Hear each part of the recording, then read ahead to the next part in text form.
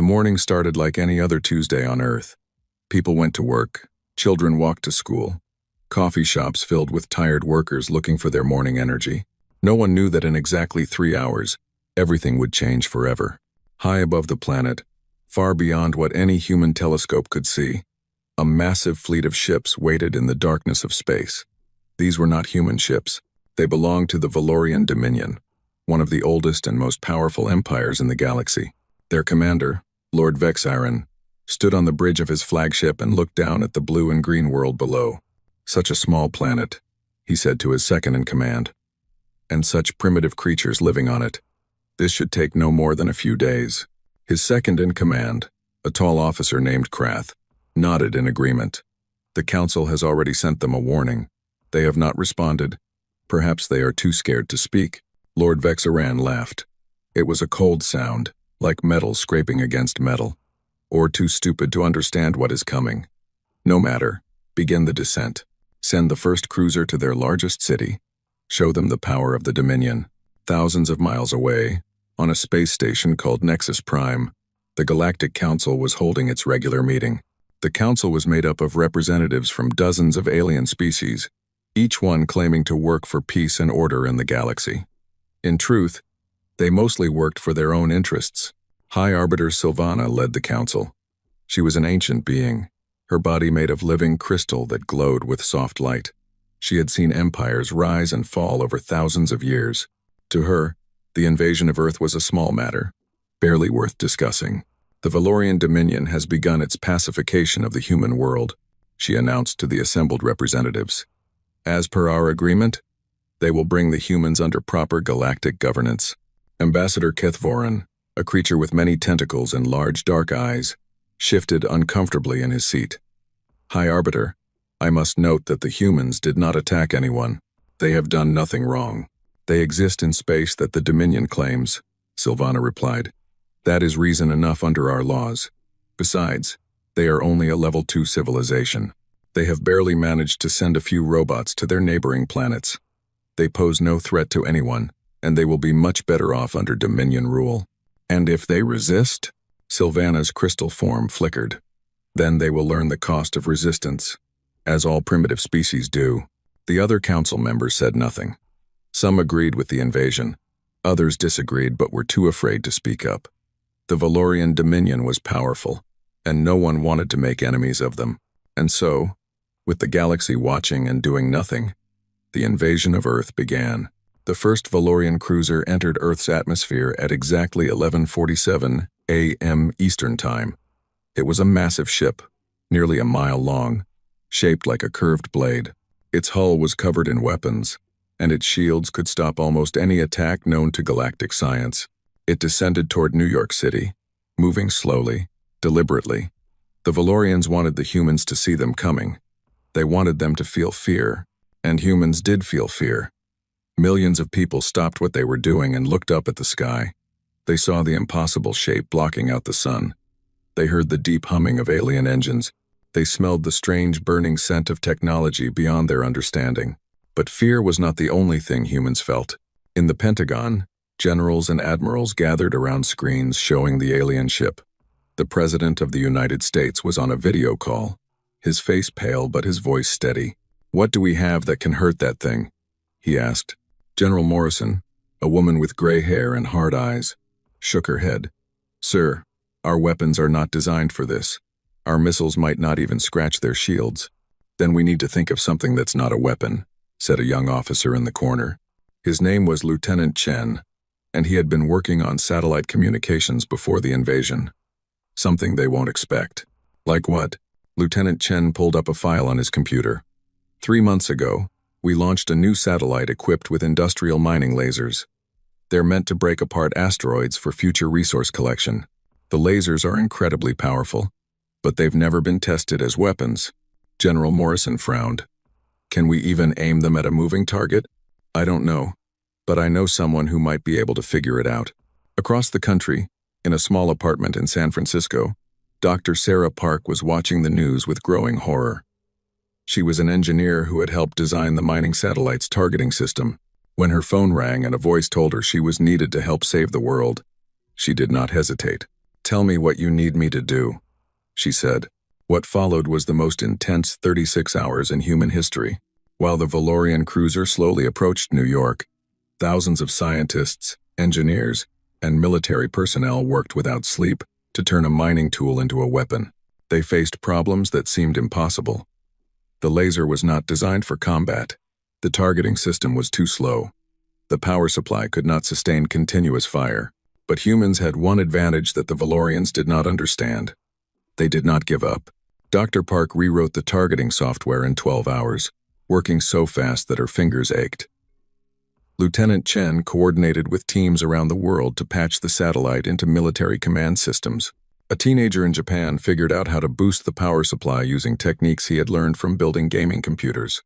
A retired engineer in Germany solved the cooling problem with a design she sketched on a napkin. They were not a well-organized army. They were not following any plan from a textbook. They were ordinary people, scared and tired, doing the impossible because the alternative was unthinkable. On the Valorian cruiser, Lord Vexaran's officers reported that the humans were making no attempt to resist. No missiles had been fired. No aircraft had been scrambled. The primitive creatures seemed to be accepting their fate. As expected, Lord Vexaran said, "They know they cannot fight us. Prepare to broadcast our demands to their leaders. Tell them they have 1 hour to surrender unconditionally, or we will begin the bombardment." But Lord Vexaran was wrong. The humans were not surrendering. They were preparing. At exactly 12:03 p.m. on Thursday, 48 hours after the invasion began, Dr. Sarah Park pressed a button on her keyboard. 300 miles above Earth, a satellite that had been designed to cut apart rocks turned its laser toward the alien cruiser. The beam was invisible to the naked eye, but its effects were not. The Valorian shields, designed to stop plasma weapons and kinetic impacts, had never encountered this particular frequency of concentrated light. The laser cut through them like they were not even there. On the bridge of the cruiser, alarms screamed. Officers shouted in confusion. Lord Vexaran watched in disbelief as a hole appeared in the ceiling of his ship. Then another, then another. "What is happening?" he demanded. "What are they hitting us with?" "Unknown weapon, my lord. Our shields are not stopping it." "That's impossible." But it was not impossible. It was simply something the Valorians had never seen before. And that was only the beginning. The laser cut through the cruiser's main power core. The explosion was visible from the ground, a bright flash in the afternoon sky. The great ship, the pride of the Valorian fleet, fell from the sky like a dying bird. It crashed into the Atlantic Ocean 30 miles off the coast, creating a wave that reached the shores of New York but caused no serious damage. For a moment, the whole world was silent. Then, in cities around the planet, people began to cheer. On Nexus Prime, the Galactic Council received the news with shock. High Arbiter Sylvana called an emergency session, her crystal form flickering with agitation. "Explain this to me," she said to her intelligence officers. "How did a primitive species destroy a Dominion cruiser?" The intelligence officer, a small creature covered in scales, pulled up data on a screen. "It appears they modified a mining satellite into a weapon. The specific frequency of their laser was not in our database. Our shields had no defense against it." "How long did this modification take?" "Approximately 36 hours. High Arbiter." Sylvana was silent for a long moment. In her thousands of years of life, she had never seen a species advance its technology so quickly. The Valorians had spent decades developing their shield systems. The humans had defeated them in a day and a half. "This changes nothing," she finally said, though her voice was less certain than before. "One lucky shot does not win a war. The Dominion fleet will crush them." Ambassador Keth Varan was not so sure. He had studied humans for years, trying to understand these strange creatures from the edge of the galaxy. He had read their history, their literature, their science. He knew something that the High Arbiter did not. Humans were at their most dangerous when they had nothing to lose. On Earth, Admiral Chen Wei stood before the United Nations Security Council. She was a small woman with short gray hair and eyes that missed nothing. Before the invasion, she had been planning to retire. Now she was the commander of humanity's desperate defense. "We have won the first battle," she said, "but we have not won the war. The Dominion has hundreds of ships. We have destroyed one. They will be angry now, and they will be more careful. We cannot count on the same trick working twice." Then what do we do? Asked the Chinese representative. We do what humans have always done. We adapt. We improvise. We refuse to die. She pulled up a map of the world on the screen behind her. Every factory on this planet is now a weapons factory. Every engineer is a weapons designer. Every scientist is working on defense. We do not have time to build a proper military, so we will build an improper one. That's not a plan, said the Russian representative. That's desperation. Yes, Admiral Chenwei agreed. It is. But desperation is something humans understand very well. It is something our enemies do not understand at all. She looked around the room at the faces of the world's leaders, seeing fear and hope and determination mixed together. The Valorians think they know what we are. They think we are weak, primitive, easy to conquer. They are about to learn just how wrong they are. In space, Lord Vexaran looked down at his fallen cruiser and felt something he had not experienced in many years. Doubt. The humans had surprised him. They should not have been able to do that. He opened a channel to the rest of his fleet. All ships, prepare for full assault. No more warnings. No more mercy. Burn their cities from orbit. Destroy their satellites. Crush them completely. His officers responded with enthusiasm. They were eager to avenge their fallen brothers. They did not share their commander's doubt.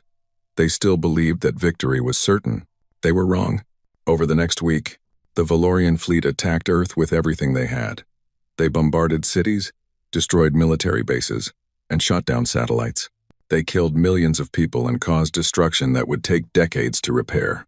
But they did not conquer Earth. They did not even come close. Because every time the Valorians thought they had figured out human tactics, humans changed their tactics. Every time they developed a counter to a human weapon, humans invented a new weapon. Every time they destroyed a human base, humans built a new base somewhere else. The humans fought with mining lasers and converted airplanes. They fought with computer viruses and hacked communications. They fought with traps and ambushes and suicide attacks. They fought with weapons that no Valorian had ever imagined, because no Valorian had ever been desperate enough to imagine them. A farmer in Brazil used his crop-dusting drone to deliver explosives to a landed Valorian shuttle. A group of hackers in Ukraine broke into the Valorian communication system and sent false orders that caused two ships to collide. A physics student in India developed a way to disrupt Valorian transporters using equipment found in a hospital. None of these attacks were devastating on their own, but together, day after day, they added up. The Valorians lost a ship here, a shuttle there, a squad of soldiers somewhere else. Their advance slowed. Their confidence faded. Their doubts grew. On the 7th day of the invasion, Lord Vexaran received a report that made his blood run cold.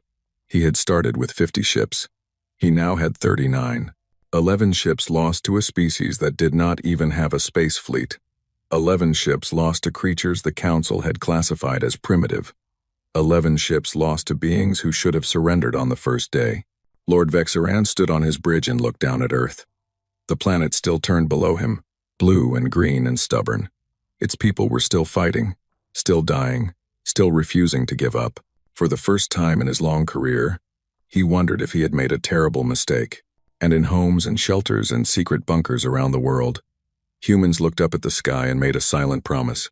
They would not surrender. They would not give up. They would fight until they won or until there was no one left to fight. Because that was what humans did. That was what they had always done. And that was what they would keep doing, no matter how powerful their enemies were, no matter how hopeless the odds seemed. The galaxy had made a mistake when it underestimated Earth. Now it was about to learn just how big that mistake was. The war had only just begun. 3 weeks had passed since the invasion began, and Earth was still fighting. This simple fact amazed everyone in the galaxy who was paying attention. The Valorian Dominion had conquered dozens of worlds before, and none of them had resisted for more than a few days. Earth was supposed to fall in hours. Instead, it had become a wound that would not stop bleeding. On the Galactic Council station at Nexus Prime, the representatives gathered for another emergency meeting. These meetings had become daily events now. What had started as a minor matter of pacifying a primitive world had turned into something much more troubling. High Arbiter Sylvana sat at the head of the great circular table, her crystal body dimmer than usual. She had not rested properly in days. The situation with Earth was causing problems she had not expected. "The latest reports from the Valorian fleet," she announced, her voice tired. "They have lost 11 more ships in the past week. Their ground forces have failed to establish any lasting presence on the planet's surface. The invasion is—" She paused, searching for the right word. "Stalled." Ambassador Kethvoran finished for her. His tentacles moved slowly, a sign of deep thought among his people. "The invasion is stalled, and we all know it." Counselor Threshnak of the hegemony leaned forward. He was a large creature, covered in thick gray plates that served as natural armor. His species was known for their military skill, and he had been watching the Earth situation with professional interest. "I have studied the human tactics," he said. "They are unlike anything I have ever seen. They do not follow any recognizable military doctrine. They do not have a clear chain of command. They do not even use the same weapons from one day to the next." "That sounds like chaos," said another counselor. "That should make them easy to defeat." "No," Threshnak replied. "That is what I thought at first, but I was wrong. Their chaos is not weakness, it is strength. Our military doctrines work because they are predictable. We know what our enemies will do, so we can prepare counters. With the humans, we cannot predict anything. Every engagement is different. Every human seems to fight in their own way, with their own weapons, their own tactics. How is that even possible?" Silvana asked. "How can an army function without unified command? I do not know. But it is working. The Valorians cannot adapt fast enough. By the time they develop a counter to one human tactic, the humans have already moved on to something else." Ambassador Kethvoran pulled up a display showing Earth. Red dots marked Valorian positions, while blue dots marked known human resistance centers. The blue dots far outnumbered the red.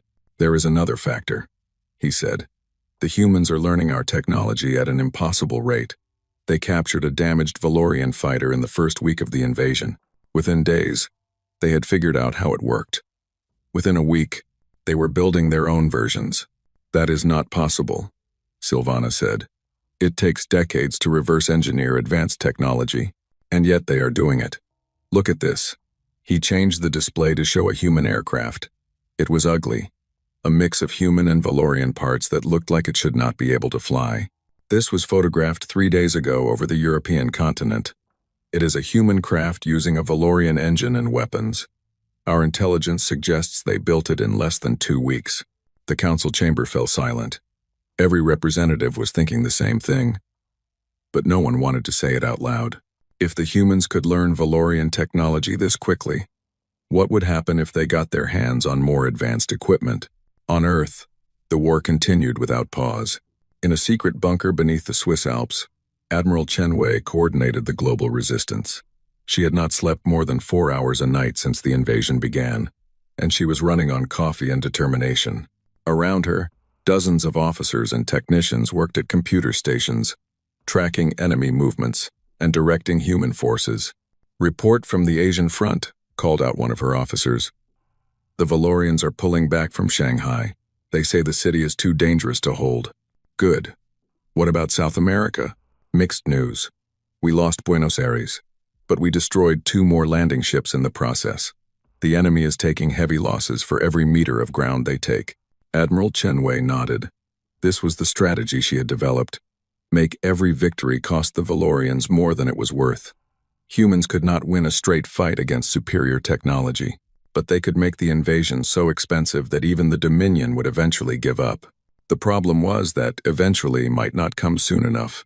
Earth was bleeding too. Cities had been destroyed. Millions had died. Resources were running low. The planet could not sustain this level of fighting forever. "Admiral," another officer called out, "we have something interesting from the Seoul Research Center. They say they have made a breakthrough." "What kind of breakthrough?" "They say they can disrupt Valorian shields using modified cellular signals. If it works, we could take down enemy shields with equipment that fits in a backpack." Admiral Chenwei allowed herself a small smile.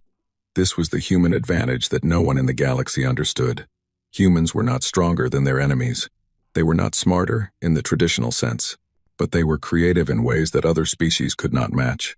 The idea had come from a 19-year-old university student named Kim Ji-young. She had been studying telecommunications when the invasion began. While hiding in a basement during a Valorian attack, She had noticed something strange. Whenever she tried to make a call on her phone, nearby Valorian equipment seemed to malfunction. Most people would have ignored this. Ji Young did not. She started experimenting, testing different frequencies, different signals. She worked in the dark, with limited equipment, while the world burned around her, and she figured out that certain combinations of cellular frequencies created interference patterns that Valorian shields could not handle. It was not a perfect solution. The effect only lasted a few seconds, and the range was limited, but it was something, and something was all humanity needed. Tell Seoul to send all their data to the other research centers, Admiral Chen Wei ordered. I want this technology deployed worldwide within the week. Yes, Admiral. Meanwhile, in a small town in rural Kansas, another kind of breakthrough was happening. Marcus Williams had been a mechanic before the invasion. He had spent 20 years fixing cars and trucks and tractors, working with his hands, solving practical problems. When the aliens came, he did what he had always done. He looked at the problem and tried to fix it. The problem, in this case, was a crashed Valorian shuttle. It had come down in a field near his town, damaged by a lucky shot from a human fighter. The Valorian crew had died in the crash, but the shuttle itself was mostly intact. Marcus and a group of his neighbors had dragged the shuttle into a barn before Valorian search parties could find it. For the past 2 weeks, Marcus had been taking it apart, piece by piece, trying to understand how it worked. He did not have a degree in engineering. He did not have access to advanced testing equipment. He had wrenches and screwdrivers and a stubborn refusal to be beaten by a machine. This part here, he said to his assistant, a former high school science teacher named Ellen. I think it's some kind of fuel processor. See how it connects to the engine? Ellen peered at the device. It was about the size of a car battery, covered in symbols she could not read. How can you tell? The way the tubes are arranged. Fuel goes in here, something happens inside the box, and then this other stuff comes out and goes to the engine. It's not that different from a carburetor. Really, just more complicated. Marcus, this is alien technology. It's supposed to be beyond our understanding. Marcus shrugged. Everything is beyond our understanding until we understand it. Hand me that wrench. Across the world, scenes like this were happening everywhere. Farmers and factory workers, teachers and teenagers, all working on captured alien technology with whatever tools they had. Most of their efforts failed, but some succeeded, and every success added to humanity's growing knowledge. The Valorians did not understand what was happening. To them, technology was something developed by specialists over long periods. The idea that ordinary people could figure out advanced systems through trial and error was foreign to their way of thinking. Lord Vexaran stood on the bridge of his flagship, looking at the latest casualty reports with growing frustration. He had never lost so many ships in a single campaign. He had never faced an enemy so difficult to predict. My lord, his tactical officer reported, the humans have deployed a new weapon in the European sector. It appears to disable our shields temporarily. How is that possible? Our shields are designed to stop everything. We do not know, my lord. Our engineers are analyzing the captured equipment, but they cannot determine how it works. Lord Vexaran slammed his fist against the arm of his command chair. These creatures barely had space travel a month ago. How are they developing countermeasures to technology they should not even be able to understand? His tactical officer had no answer. Back on Nexus Prime, Ambassador Keth Voran was having a private conversation with one of his aides, a young member of his species named Thelvora. I have been studying human history, Thelvora said, trying to understand how they think. I believe I have found something important. Go on. Humans have a very unusual relationship with war. Most species fight only when necessary, and they follow established patterns. Humans seem to treat war as a creative endeavor. They invent new tactics, new weapons, new strategies constantly. Their history is full of examples of weaker forces defeating stronger ones through innovation and surprise. This is well known. It is part of why they were classified as potentially dangerous despite their low technology level. Yes, but there is something else. Something I do not think the Council understands. Thelvora pulled up data on his screen. When humans face extinction-level threats, they become more creative, more desperate, more dangerous. They do things that no rational species would attempt. They take risks that should be suicidal. And sometimes, those risks pay off. Ambassador Kethvoran considered this. You are saying that by invading Earth, we may have created the worst possible enemy.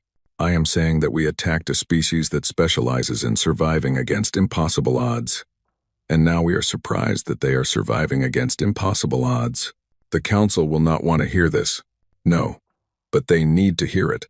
Because if we continue on this path, I am not sure we will win. On Earth, the 4th week of the invasion began with a Valorian assault on the Human Research Center in Geneva. The center had been coordinating the global resistance's scientific efforts, and the Dominion was determined to destroy it. Admiral Chenwei had expected this attack. She had prepared for it, but preparation and success were not the same thing, and she knew that today would be bloody. All units, hold your positions, she ordered through the communication network. Let them land. Let them think we are weak, and then show them what weak really looks like. The Valorian assault force consisted of 300 soldiers, supported by armored vehicles and air cover. It was more than enough to overwhelm any human defense, or so they believed. They landed outside the city and began their advance. The streets were empty, the buildings dark. It looked like the humans had fled. The Valorian commander, a veteran named Jax Vorn, felt uneasy. In his experience, empty streets meant ambushes. He ordered his troops to proceed with caution. The first explosion came from beneath a manhole cover, killing 5 soldiers instantly. The second came from a window 3 stories up, destroying an armored vehicle. The third came from everywhere at once, as hidden human fighters opened fire from 100 different positions. The Valorians had superior weapons and armor. The humans had numbers, knowledge of the terrain, and weapons they had improvised from anything they could find. Construction workers with concrete saws, chemistry students with homemade explosives, office workers with sharpened metal poles. It was not elegant. It was not efficient. It was brutal, desperate, bloody chaos, and the humans were winning. Jax Vorn called for air support, but the human shield disrupting devices brought his fighters crashing down. He called for reinforcements, but the roads into the city had been blocked with rubble. He tried to retreat, but the humans had circled behind his forces and cut off the escape route. In 2 hours, the entire Valorian assault force was destroyed. Not a single soldier made it back to the fleet.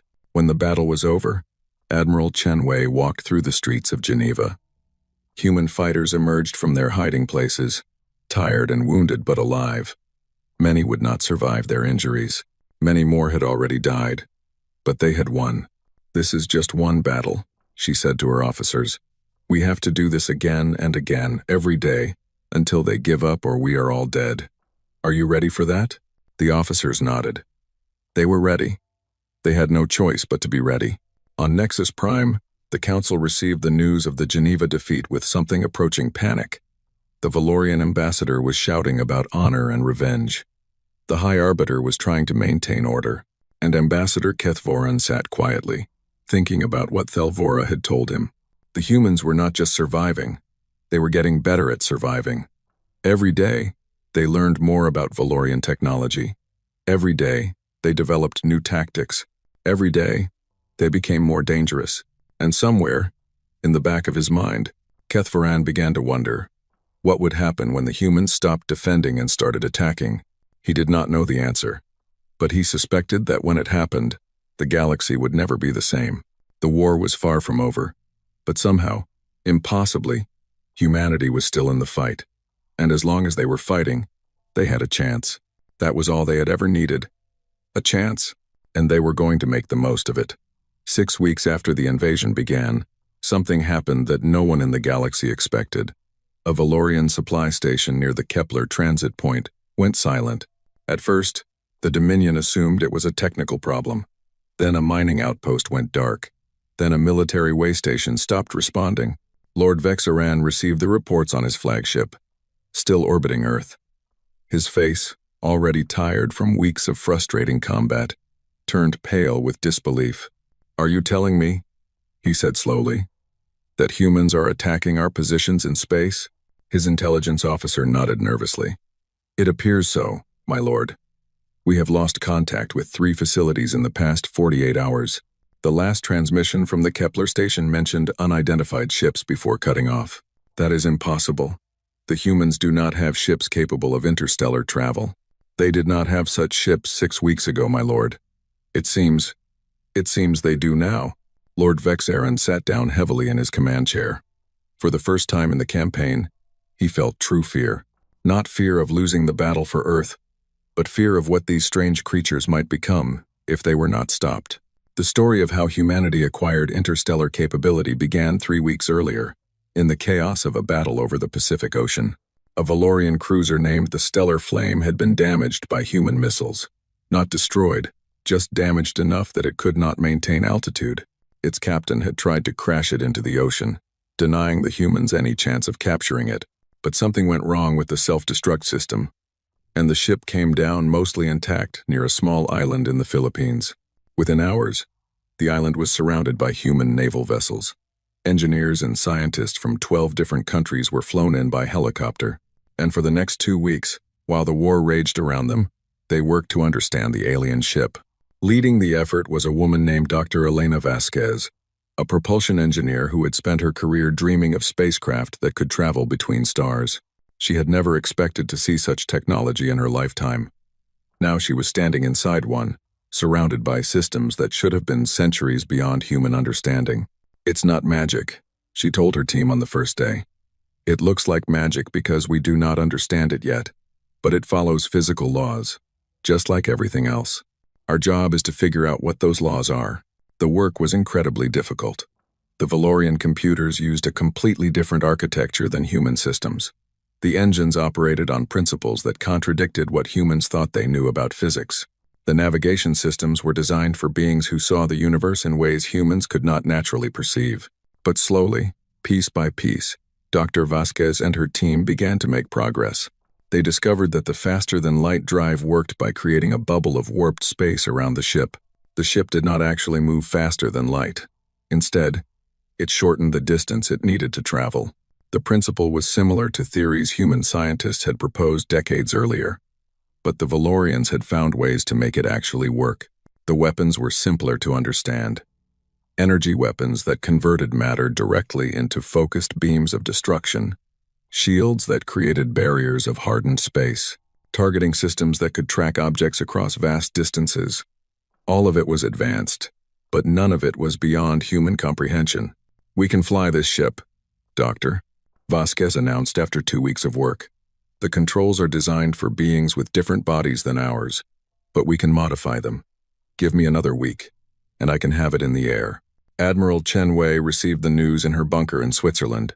For a long moment, she simply stared at the report, unable to believe what she was reading. "They actually did it," she whispered. Then louder, "Get me a secure line to the United Nations. We need to have a very important conversation." The conversation lasted 6 hours. Representatives from every nation on Earth debated what to do with their captured ship. Some wanted to use it for defense, keeping it in orbit to protect the planet. Others wanted to reverse engineer it, building a fleet of human ships based on its design. A few argued that they should try to negotiate with the aliens, using the captured technology as a bargaining chip. In the end, Admiral Chen Wei made the decision. "Defense is not enough," she said. "We can fight them off forever and still lose. Every day this war continues, more of our people die. More of our cities burn. We need to end this war. And there is only one way to do that. We need to take the fight to them." The room fell silent. Everyone knew what she was suggesting. She was suggesting that humanity go on the offensive, that they attack the aliens in their own territory, that they do something no one had ever thought possible. "You're talking about sending our people into space to fight an interstellar empire," the Chinese representative said, "with one captured ship that we barely understand. That's suicide." "Maybe," Admiral Chen Wei agreed. "But staying here and waiting to die is also suicide. At least this way, we have a chance. At least this way, we make them pay." No one had a good argument against that. The vote was unanimous. Humanity would fight back. Captain Maria Santos had been a fighter pilot before the invasion. She had flown combat missions over 3 continents and had more kills than any other human pilot. When she was asked to command humanity's first interstellar warship, she did not hesitate. "I'll need a crew," she said to Admiral Chen Wei. "People who are not afraid to die. People who want to hurt these bastards as much as I do. You'll have your pick of volunteers. Everyone wants this mission. I don't want everyone. I want the best. I want people who can think on their feet, who can solve problems with nothing but their brains and their hands. I don't care about their rank or their training. I care about what they can do." The crew she assembled was unlike any military unit in history. There were former pilots and naval officers. Yes, but there were also mechanics and engineers, scientists and hackers, a professional race car driver who knew more about engines than anyone alive, and a physics professor who had never left a university campus before the invasion. They were 200 people from 20 different countries, speaking a dozen different languages, united by one thing: the desire to fight back. The captured ship was renamed the Defiance. It took another week to make it fully operational, to train the crew on its systems, to load it with weapons and supplies. During that week, 2 more Valorian ships were captured in battles around the world. They were in worse condition than the Defiance, but human engineers managed to make them fly. 3 ships, 200 crew members each, 600 humans against an empire that spanned 100 worlds. The odds were not good, but humanity had never cared about odds. On the morning of the launch, Captain Santos addressed her crew from the bridge of the Defiance. "I'm not going to give you a fancy speech," she said. "You all know why we're here. You all know what we're fighting for. These aliens came to our world and tried to destroy everything we love. They thought we would roll over and die. They thought we were too weak to fight back." She paused, looking at the faces of her crew. They were scared, all of them, but they were also determined. They were also angry. "We're going to show them how wrong they were. We're going to take this ship that they built, and we're going to use it to burn their empire to the ground. We're going to make them regret the day they ever heard of Earth. And if we die trying, then we die standing up, fighting back, making them pay for every single human life they have taken." The crew cheered. It was not a disciplined military response. It was a raw, primal sound, full of rage and hope and defiance. "Now get to your stations. We have a war to win." The 3 ships launched from different locations around Earth, rising through the atmosphere and into the darkness of space. They rendezvoused above the planet, forming a small formation that looked almost pitiful compared to the Valorian fleet still in orbit. Lord Vexaran watched them go on his sensors. He could have destroyed them easily. His remaining ships outnumbered them 10-1, but something held him back. Perhaps it was curiosity. Perhaps it was a strange respect for creatures who refused to accept defeat. Or perhaps it was a growing fear that these humans might actually succeed. Whatever the reason, he let them go, and that was a mistake he would regret for the rest of his life. The Defiance and her sister ships, the Vengeance and the Fury, jumped to faster than light speed and vanished from Earth's sensors. Their first target was the Valorian supply station at the Kepler Transit Point, a facility that provided fuel and ammunition to the invasion fleet. The station was defended, but not heavily. The Valorians had never needed to defend their rear areas before. No enemy had ever been able to reach them. Captain Santos brought the Defiance out of faster-than-light travel at close range, so close that the station's defenders barely had time to react. Human weapons, a mix of captured Valorian technology and improvised human designs, tore through the station's shields. "Fire everything," Santos ordered. "Don't let them send a warning." The battle lasted 12 minutes. The station was destroyed, along with 3 Valorian patrol ships that tried to defend it. The Defiance took some damage but remained operational. "That's for New York," Santos said quietly as she watched the station burn. Over the next 2 weeks, the 3 human ships struck targets across Valorian space. Supply depots, communication relays, military outposts. They never attacked civilian targets, never killed anyone who was not actively trying to kill them, but they did enormous damage to the Dominion's ability to wage war. More importantly, they sent a message. Earth was not defenseless anymore. Earth was fighting back. On Nexus Prime, the Galactic Council watched the human attacks with a mixture of fear and fascination. "They captured our ships," the Valorian ambassador shouted during an emergency session. "They are using our own technology against us. This is an outrage. The Council must act. What would you have us do?" High Arbiter Sylvana asked wearily. "Send our own fleets to fight them?" Start a wider war? Yes. Crush them. Destroy their planet before they become an even greater threat. Ambassador Keth Voron rose from his seat. His tentacles were still, his voice calm but firm. I oppose this proposal. The humans have not attacked Council territory. They have not attacked civilian targets. They are fighting a defensive war against an aggressor who invaded their world without provocation. If we attack them now, we become the villains. They are a threat to galactic stability. They are a threat to the Valorian dominion. That is not the same thing. Keth Voron turned to address the full council. We made a mistake when we allowed this invasion. We classified the humans as primitive and gave the Dominion permission to conquer them. We were wrong. They are not primitive. They are simply different. And now we are seeing the consequences of our arrogance. What are you suggesting? Sylvana asked. I am suggesting that we reconsider our position. The humans do not want to conquer the galaxy. They want to be left alone. Perhaps we should give them what they want. The council erupted into argument. Some supported Keth Voron. Others demanded that the humans be destroyed before they could become a greater threat. The debate continued for hours, with no resolution. Meanwhile, the Defiance and her crew were preparing for their most ambitious mission yet. Captain Santos studied the star charts on her screen, looking at a world she had never seen but had heard about in captured Valorian transmissions. It was the Valorian homeworld, Nexar Prime, the heart of the Dominion, the seat of their power. We don't have the firepower to invade, she said to her senior officers. We can't destroy them, but we can hurt them. We can show them that they are not safe anywhere. We can make them understand that this war will not end with our defeat.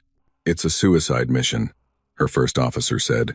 He was a former submarine captain from Russia named Yuri Volkov, a man who had spent his career planning for wars that never came. We will probably not survive. Probably not.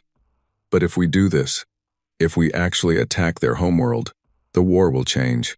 They will never see us as weak again. They will never underestimate us again. Santos looked at her crew, her family, the 200 people who had volunteered to fly into the darkness with her. Are you with me? The answer was unanimous. They were with her. They had been with her since the beginning, and they would be with her until the end. The Defiance set course for Nexar Prime. Behind it, Earth continued to fight, continued to resist, continued to hope. The counterattack had begun, and nothing would ever be the same. The planet Nexar Prime had never known war on its surface. In 12,000 years of existence, the Valorian Dominion had always fought its battles far from home, on distant worlds and in the cold vacuum of space. The homeworld was sacred, protected, untouchable. Its people lived in beautiful cities that stretched toward the sky. They enjoyed art and music and pleasures that conquered species could only dream of. They knew that their military was the strongest in the galaxy, and they slept soundly every night, confident that no enemy would ever threaten them. They were about to learn how wrong they were. The Defiance dropped out of faster-than-light travel in the outer edges of the Nexar system, far enough from the planet that its sensors would not immediately detect them. Captain Santos stood on the bridge, looking at the distant star that warmed the Valorian homeworld. Status report, she said quietly. Her tactical officer, a young woman from South Korea named Lieutenant Park, checked her instruments. The system is heavily defended, Captain. I count at least 50 warships in orbit around the planet, plus defensive platforms and satellite weapons. Ground-based shields protect the major cities. What about the military targets? Fleet Command is located on the northern continent. The main shipyards are in orbit on the far side of the planet. The weapons research facility is underground, beneath the capital city, all heavily defended. Captain Santos nodded. She had expected this. The Valorians were not stupid. They would have their most important facilities well protected, but they were also arrogant. They had designed their defenses to stop enemies who fought in predictable ways, with predictable weapons. They had not designed them to stop humans. Contact the Vengeance and the Fury, she ordered. Tell them to proceed to their assigned positions. We attack in 6 hours. The plan was simple in concept but incredibly difficult in execution. The 3 human ships would strike different targets at exactly the same time, spreading the Valorian defenses thin. The Defiance would hit the Fleet Command Center. The Vengeance would attack the orbital shipyards. The Fury would create a diversion, drawing as many defensive ships as possible away from the other 2 targets. It was a plan that required perfect timing, incredible bravery, and a lot of luck. Captain Santos knew that not all of her ships would survive. She might not survive herself, but if they succeeded, they would change the course of the war. 6 hours passed slowly. The crews of all 3 ships prepared for battle, checking weapons and shields, writing final messages to loved ones back on Earth, saying prayers to whatever gods they believed in. Some were calm, accepting whatever fate awaited them. Others were terrified, barely able to keep their hands from shaking. All of them knew that they were about to do something that would be remembered forever. At exactly the appointed time, the 3 ships moved. The Fury struck first, appearing suddenly near the main defensive fleet and firing everything it had at the nearest warship. The attack was not meant to destroy, it was meant to provoke, and it worked perfectly. Enemy fleet is responding, Lieutenant Park reported on the Defiance. Approximately 30 ships are moving to engage the Fury. The orbital defense is weakened. Then it's time, Captain Santos said. Full speed to Nexar Prime. Let's give them something to remember. The Defiance shot toward the planet like an arrow from a bow. Alarms screamed across the Valorian defense network as sensors detected the approaching ship. Remaining warships moved to intercept, but they were too slow, caught off guard by the speed and boldness of the attack.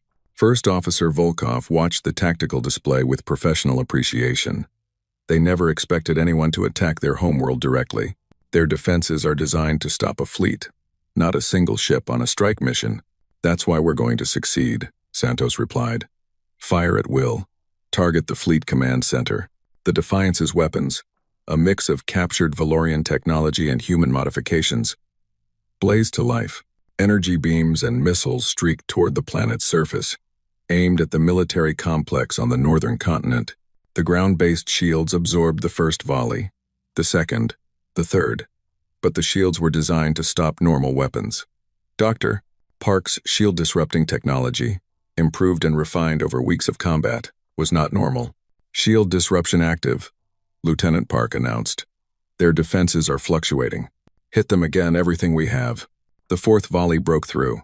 Explosions bloomed across the fleet command center, destroying buildings and equipment that had stood for thousands of years. Secondary explosions followed as weapons storage facilities detonated. Fires spread across the complex. On the planet's surface, Valorian civilians looked up at the sky in horror. This was not supposed to happen. The enemy was not supposed to be here. The homeworld was supposed to be safe. In the capital city, Supreme Commander Thegzaran received reports of the attack with something approaching panic. He was the highest-ranking military officer in the Dominion, responsible for the defense of the homeworld, and he was failing. How did they get through? He demanded of his staff. How did a single ship penetrate our defenses? They are not fighting like any enemy we have faced before, his tactical advisor replied. They are unpredictable, reckless. They take risks that no sane commander would take. Then they are insane, perhaps, but they are also winning. Meanwhile, on the other side of the planet, the Vengeance was attacking the orbital shipyards. These massive facilities built and repaired the Dominion's warships, representing centuries of accumulated technology and resources. Captain James Okonkwo commanded the Vengeance. He was a Nigerian naval officer who had spent his career dreaming of commanding a vessel among the stars. The circumstances were not what he had imagined, but the dream was real enough. Focus fire on the construction bays, he ordered. If we destroy those, they will not be able to build new ships for years. The Vengeance's weapons tore into the shipyards. Partially built warships exploded in their cradles. Assembly robots were vaporized. Support structures collapsed, sending debris spinning into space. Multiple secondary explosions detected, his weapons officer reported. The shipyards are breaking apart. Good. Now get us out of here before their defenders arrive. The Vengeance turned away from the burning shipyards and accelerated toward open space. Behind it, the remaining defensive ships gave chase, but they were too far away to catch the human vessel before it could jump to faster than light. The Fury was not so lucky. Captain David Chen had known from the beginning that his mission was the most dangerous. He had volunteered for it anyway, knowing that his sacrifice might save the other ships. His vessel was surrounded now, taking fire from a dozen Valorian warships. The shields were failing. The engines were damaged. His crew was dying around him. Captain, his communications officer said weakly, blood running down her face from a head wound. The Defiance and Vengeance have completed their missions. They are withdrawing. Chen smiled despite the pain in his chest. He had been hit by shrapnel, and he could feel his life slipping away. But he had done his job. He had given the others the time they needed. Good, he said. That's good. All hands prepare to. He never finished the sentence. The Fury's reactor core breached, and the ship vanished in a ball of white light. The crew of the Defiance saw the explosion on their sensors as they fled the Nexar system. Captain Santos closed her eyes for a moment, mourning the 200 people who had just died so that she could live. The Fury is gone, Lieutenant Park reported, her voice tight with grief. I know. Set course for the rendezvous point. We need to meet up with the Vengeance and get back to Earth. Captain, did we succeed? Santos opened her eyes and looked at the tactical display. Behind them, Nexar Prime was in chaos. The Fleet Command Center was in ruins. The orbital shipyards were destroyed. The Valorian defensive fleet was scattered, confused, trying to figure out what had happened and how. Yes, she said. We succeeded. We hurt them. We hurt them badly.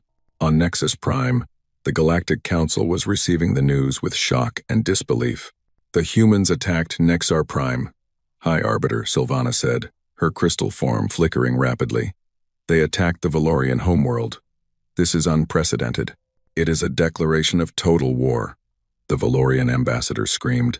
His face was twisted with rage and fear. They must be destroyed.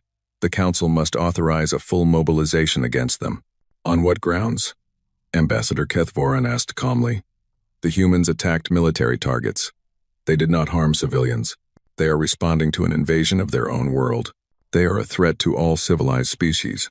They are a threat to the Valorian Dominion. That is different. Kethvoran rose from his seat and addressed the full council. I have studied these humans. I have watched their war, and I have come to a conclusion that many of you will not want to hear. What conclusion? Sylvana asked. They will not stop. They will keep fighting, keep innovating, keep finding new ways to hurt their enemies. If we try to destroy them, they will find ways to hurt us too. And even if we succeed in conquering their world, we will spend centuries fighting resistance movements that will never give up. Then what do you suggest? I suggest we stop fighting them. I suggest we recognize that we made a mistake when we allowed this invasion, and we take steps to correct that mistake. I suggest we make peace. The chamber erupted into argument. Some representatives supported Kethvoran's position. Others demanded that the humans be exterminated before they could become a greater threat. The debate continued for hours, growing more heated and more divisive. Meanwhile, on Earth, the remaining Valorian invasion force was in trouble. Lord Vexaran had lost contact with the homeworld. His supply lines had been cut. His reinforcements had been destroyed in the shipyard's attack. He was stranded on a hostile planet with dwindling resources and an enemy that refused to surrender. What are our options? He asked his remaining officers. They were gathered on the bridge of his flagship, their faces showing the strain of weeks of losing battles. We can continue fighting, one officer said. We still have 30 ships. We can still cause significant damage to the human population. To what end? If the homeworld cannot send reinforcements, we cannot win. We can only delay our own defeat. Another officer spoke up. We could negotiate, offer to withdraw in exchange for the return of our captured ships and personnel. The humans will not trust us. We invaded their world. We killed millions of their people. They have no reason to believe any promise we make. Lord Vexaran sat in silence for a long moment. In his long career, he had never faced a situation like this. He had always been the strong one, the conqueror, the force that others feared. Now he was the one who was afraid. Contact the human command, he finally said. Tell them we wish to discuss terms. The message reached Admiral Chen Wei in her bunker. She read it 3 times, making sure she understood what it said. They want to surrender?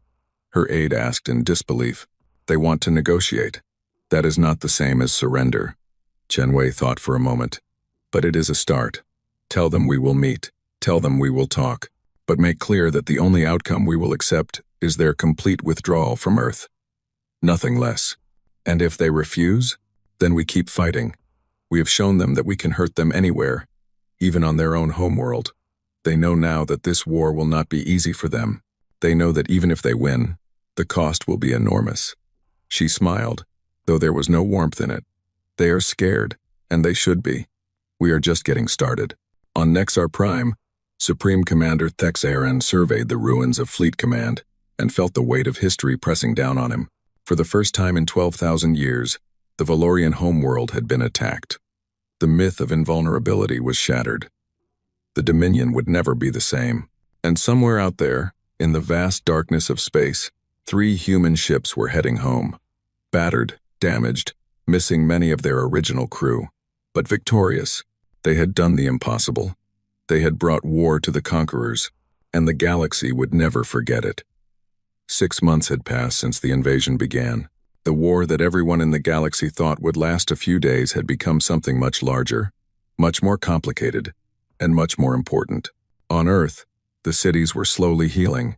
The dead had been buried, the wounded were recovering, and the survivors were rebuilding.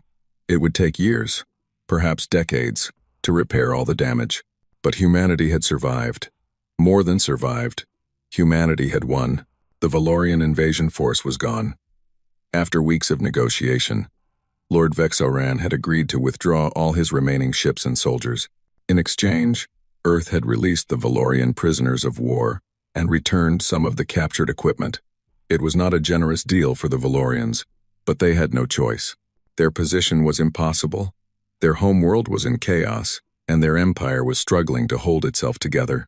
Admiral Chen Wei stood on the observation deck of a rebuilt military base in Geneva, watching the last Valorian transport lift off from the surface. It rose through the atmosphere and vanished into the darkness of space, carrying the last of the invaders away from Earth. "It's over," her aide said quietly.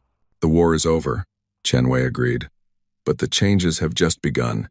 We are not the same species we were 6 months ago. We know now that we are not alone in the universe. We know that there are powers out there that see us as nothing more than obstacles to be removed. And we know that we can fight them. What happens now? Now we rebuild, we prepare, and we make sure that no one ever tries to invade our world again." On Nexus Prime, the Galactic Council was also dealing with changes. The attack on Nexar Prime had sent shockwaves through the entire galaxy. For thousands of years, the great powers had believed that their homeworlds were untouchable. The humans had proven that belief wrong.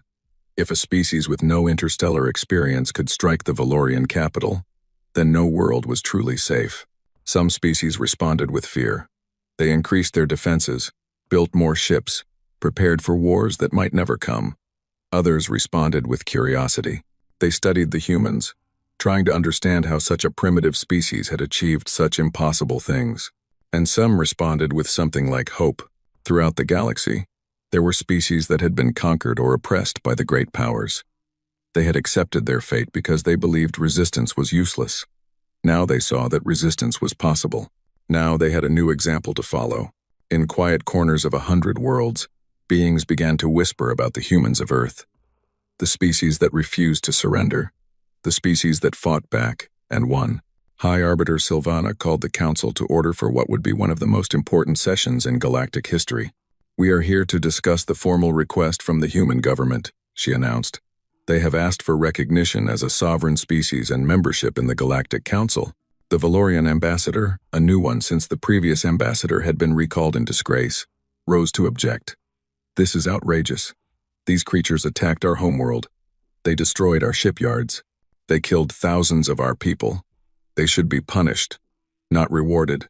They responded to an unprovoked invasion." Ambassador Kethvoran replied. "They defended themselves against aggression that the Council approved. If anyone should be punished, it is the Dominion for starting this war in the first place. The Dominion was exercising its rights under galactic law. Galactic law allows the conquest of primitive species. It does not require it. The Dominion chose to invade Earth. The Dominion chose to kill millions of humans. The Dominion started this war. The humans merely finished it." The debate continued for hours. Old arguments were repeated. Old grudges were aired. But slowly, the mood in the chamber began to shift. Councillor Threshnak of the Hegemony, a military expert who had been watching the war closely, spoke up. "I have studied the human military tactics in detail," he said. They are unlike anything I have ever seen. They adapt faster than any species I know. They innovate under pressure in ways that should not be possible. And they never, ever give up. Is that meant to be praise? The Valorian ambassador asked sarcastically. It is meant to be a warning. If we continue to treat the humans as enemies, they will become enemies. They will continue to develop their technology. They will continue to build their fleet. And eventually, they will be strong enough to challenge any power in the galaxy. Threshnok paused, letting his words sink in. But if we welcome them as equals, if we give them a place in the galactic community, they might become allies instead.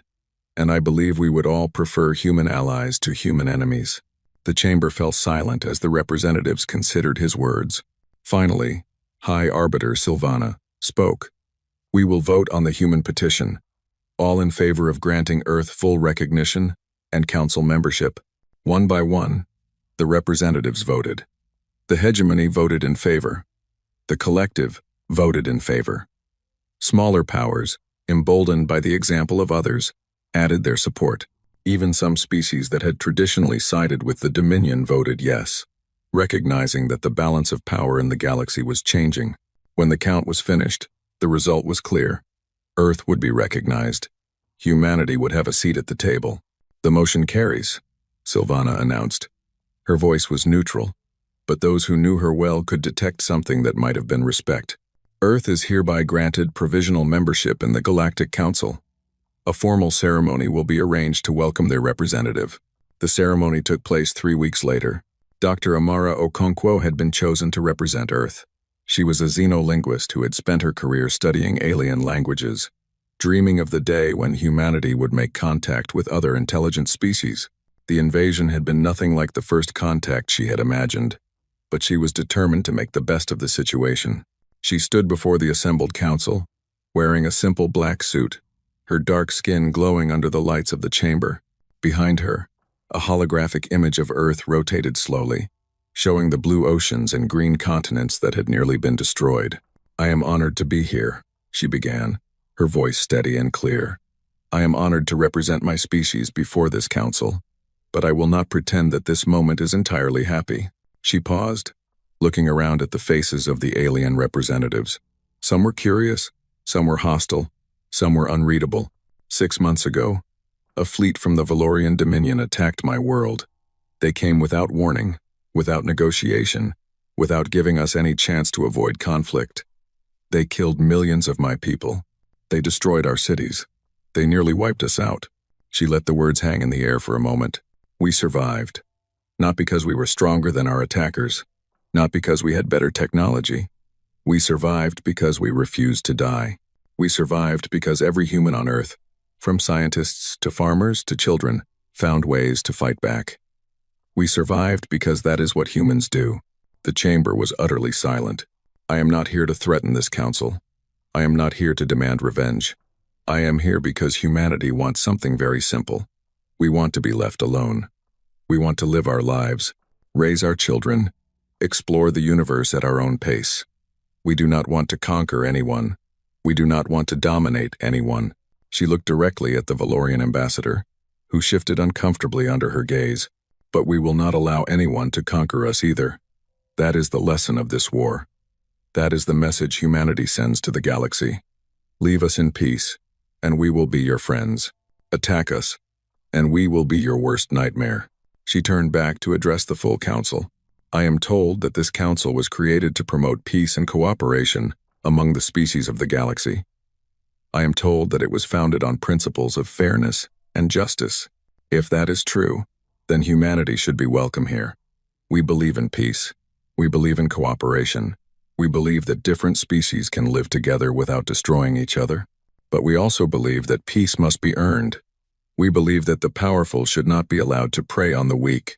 We believe that every species, no matter how small or how new to the stars, deserves the right to determine its own destiny. She paused again, gathering her thoughts for her final words. I ask this council to accept Earth not just as a member, but as a partner. I ask you to help us rebuild our world and to share your knowledge with us. In return, we will share our own knowledge, our creativity, our determination to solve problems that seem impossible. Humanity has learned much in these past 6 months. We have learned that we are not alone. We have learned that the universe is dangerous. But we have also learned that we are stronger than we knew. We have learned that we can face any challenge, overcome any obstacle, defeat any enemy. The galaxy may not have wanted humanity to join the community of stars. But we are here now. And we are not going anywhere. Dr. Okonkwo finished speaking and stood in silence, waiting for a response. For a long moment, no one moved. Then Counselor Threshnach rose from his seat. He walked across the chamber floor until he stood in front of the human representative. His armored body towered over her, but she did not flinch.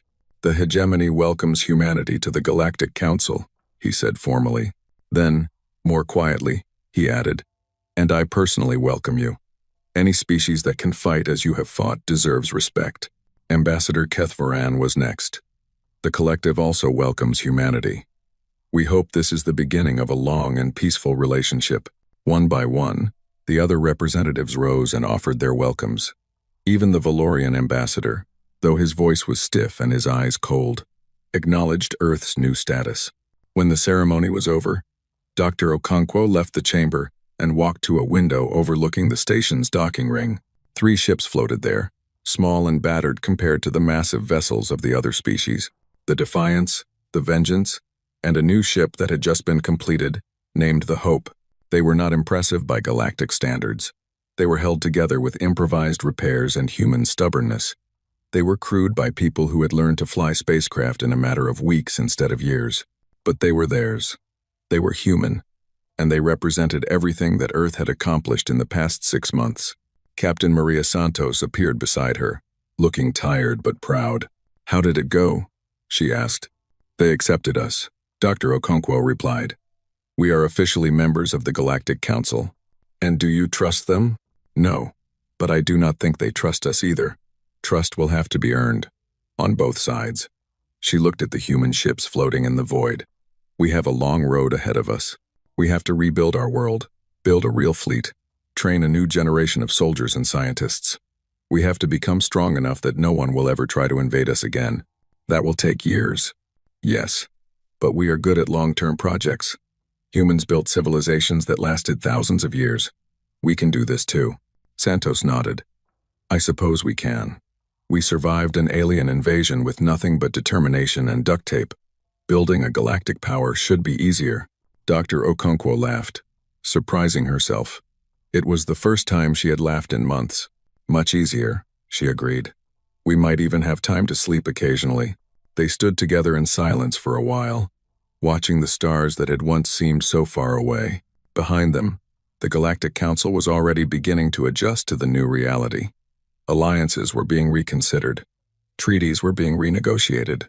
The balance of power that had remained stable for thousands of years was shifting, and no one knew what the future would hold. Humanity had entered the galactic stage, not as conquerors, not as victims, as equals. And somewhere, in a small cafe on a street in Paris that had been destroyed during the invasion and was now being rebuilt, a little girl looked up at the night sky and pointed at the stars. "Mama," she said, "will I be able to go there someday?" Her mother smiled, thinking of everything that had changed, everything that was still changing, and everything that was now possible. "Yes, sweetheart," she said. "Someday you will. Someday we all will." The stars waited, infinite and beckoning, no longer mysteries to be feared, but destinations to be reached. Humanity was ready. The galaxy would never be the same.